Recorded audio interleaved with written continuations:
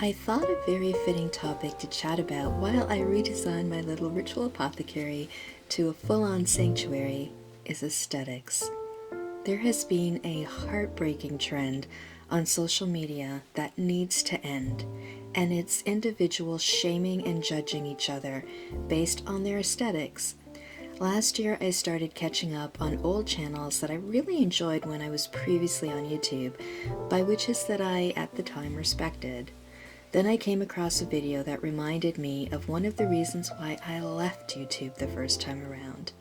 It was a video by a witch I used to highly respect, speaking about aesthetics very negatively, going so far as to basically say that if you see a salt lamp in the video or photos on Instagram, don't even bother, they aren't real witches, adding that it's a clear sign that they are fake or wannabe aesthetic witches. This both blew my mind and broke my heart. That type of condemnation will not happen in my little corner of sacred space, nor will it be tolerated. I embrace the beauty and uniqueness of every witch, spiritual practitioner, healer on all paths that I've met, and will always hold sacred space for you and your path and your aesthetic here. To quickly address this for anyone new to the path, the statement about salt lamps is not true. Many witches work with healing energy and/or environmental energy, and salt lamps have amazing properties that serve a witch's altar, healing, or sacred space beautifully. But in this video, as I redesign and yes, decorate my ritual apothecary into a full-on sanctuary, I wanted to discuss the psychology of aesthetics and my own personal journey with it. An article from Psychology Tomorrow magazine, which will be linked below if you'd like to give it a read, addresses a really important factor regarding aesthetics, linking it to well-being and how interior design affects our happiness.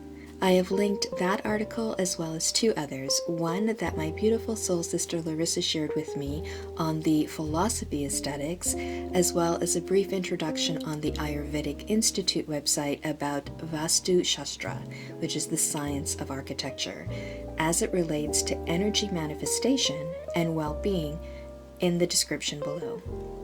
Back on point, quoting from the article, Aesthetics and Well-Being, How Interior Design Affects Your Happiness, the intro reads, although the bond between interior design and our emotions has gained much attention in the last decade, this form of environmental psychology exists for thousands of years now. The Indian Vastu Shastra, the Chinese Feng Shui, etc. Because of the rise of neuroscience, scientists are doing plenty of research on this topic and finding the most incredible results.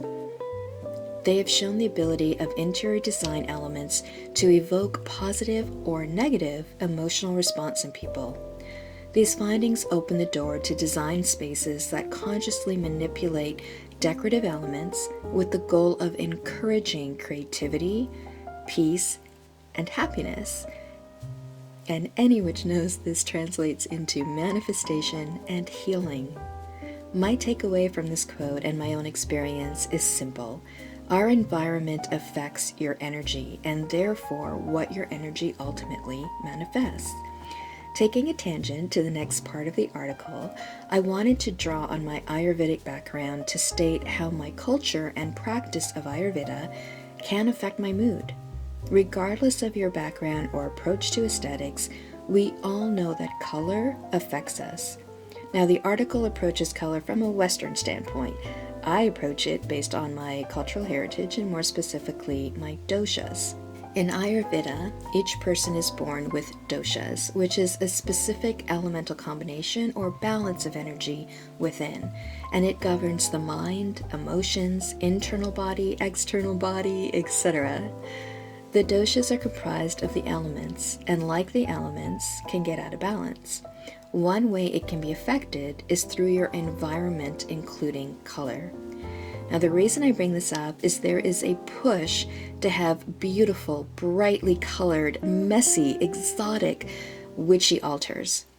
If, like me, you are a pitta in mind and emotion, which is strongly influenced by the fire element, then, like my astrological namesake, I am a charging bull when I see reds or fiery colors. So my home, my sacred space, even my clothing are very muted, neutral, and subdued, because it keeps me calm and focused. This is obviously going to be reflected in my aesthetics, because we all have an aesthetic. Even those witches who are criticizing you for yours have their own. Another aspect of aesthetics that speaks to psychology and Ayurveda is how chaotic or organized, or messy to tidy ways we keep our space. In addition, culture and paths and practices also play a key role in this aesthetic. I've also seen on Instagram witches I follow and respected stating comments like, "If it's not a messy altar, it's not a working witch's altar." And seeing the comments of everyone going, "Oh man, absolutely. My altar is like wax dripping everywhere and herbs flying everywhere." And, basically condemning individuals for having tidy altars. When individuals of power with followers make statements like this, it undermines other witches. In my practice, which I started training at the age of 6, 45 years ago, my grands believed that the puja or temple room was a sacred space where the divine is being welcomed. For this reason, it's kept as clean and tidy as possible. Because in my culture, as mixed as it is, one consistent aspect is that you show gracious hospitality to guests. It is the island girl way. So if I'm going to clean and tidy for visitors, at least do the best I can. You can damn well be assured I will be doing that for the ancestors or spirits who visit me. As a result, according to the Witch Aesthetic Police, my altar looks too tidy and therefore must be staged, when in fact, that is exactly how I practice. This also ties into how my mind focuses. I need everything in its place, organized and pretty. It helps me focus. Without knowing a person, without understanding the background of their practice, teachings, and own personal aesthetic, you cannot stand in judgment. It is a waste of your energy to do so. The bottom line is, if you change who you are, how you practice, your altar and workspace to try to please the haters, the critics who are judging individuals' photos and videos as not being authentic based on their own personal aesthetics, you end up walking away from your own authentic truth. It's ironic, don't you think? So don't. One last point I'd like to make is that Instagram is a visual media, but it's also a place to escape to for many people. It's a form of sacred sharing. It is a place a witch gets to express her artistic, creative soul. It may not be your liking, but that's not a reason to hate. It's a reason to embrace the individuality of our community. Close your eyes to these misleading and rather bitter videos and comments.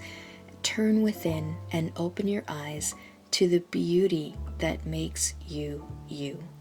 I will definitely do altar tours and room tours and share my sacred space with you all, because I am secure and strong within this space.